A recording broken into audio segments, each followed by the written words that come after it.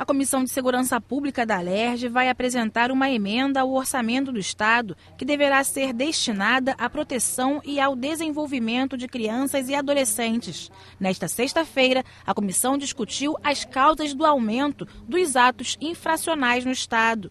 Segundo dados do Instituto de Segurança Pública, em 2014, 6.718 adolescentes entre 15 e 17 anos foram apreendidos.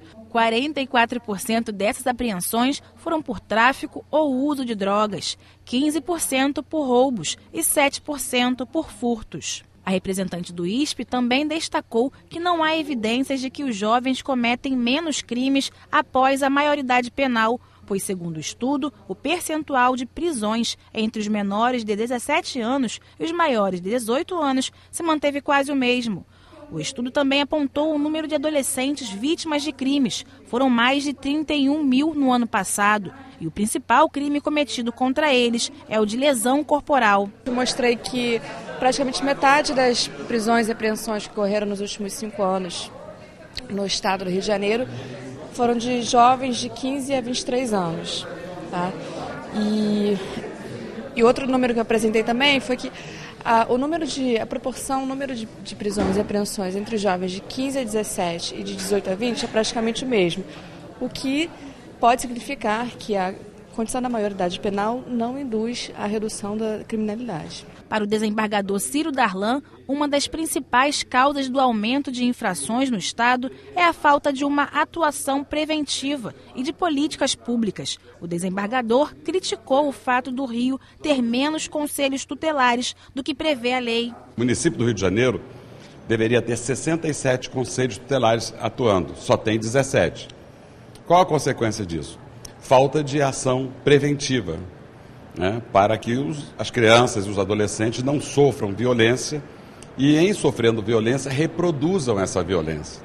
Esse é o foco que nós devemos chamar a atenção, em vez de ficar pensando em redução da responsabilidade penal, que tem um custo muito maior para a sociedade, para o Estado, para o cidadão, pensar no investimento preventivo, o funcionamento dos conselhos tutelares. O deputado Flávio Bolsonaro quer, através da comissão, intermediar uma reunião com o Ministério Público para discutir uma recomendação sobre a abordagem de policiais a jovens em situação iminente de cometer crimes. Essa recomendação do Ministério Público tem causado essa dificuldade, essa insegurança jurídica para que a polícia militar, principalmente, que atua mais na ponta da linha, haja.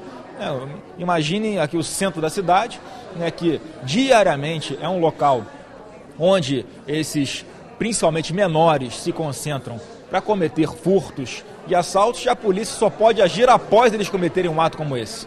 Isso é insano e não atende ao interesse da população. Portanto, aqui na comissão sugerimos que haja, sim, uma intermediação de todos esses atores da segurança envolvidos, junto à chefia do Ministério Público, para que essa recomendação seja revista. A deputada Marta Rocha disse que vai apresentar uma emenda à Lei de Diretrizes Orçamentárias para destinar verba para o orçamento criança. Eu e o deputado Flávio Bolsonaro estaremos apresentando uma emenda para a criação do denominado orçamento da criança. Eu já fiz uma emenda do orçamento da mulher. O que é isso? Hoje, para que a gente possa saber qual o tipo de investimento e quanto de investimento tem no tema fortalecimento da cidadania feminina, nós temos que ir ao orçamento de todas as secretarias para buscar esse dado.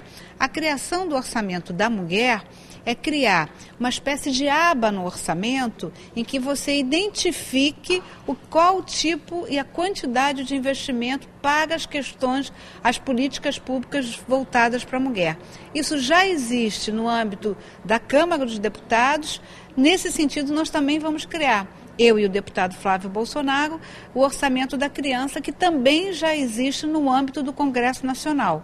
Então, a gente vai poder monitorar, acompanhar e avaliar melhor, não só a qualidade da política pública, mas também o investimento orçamentário dessa política pública. A presidente da comissão disse que vai estudar o orçamento do Estado para saber se existe a possibilidade de se criar o Centro Integrado de Atendimento à Criança e ao Adolescente. Esse centro integrado teria o quê?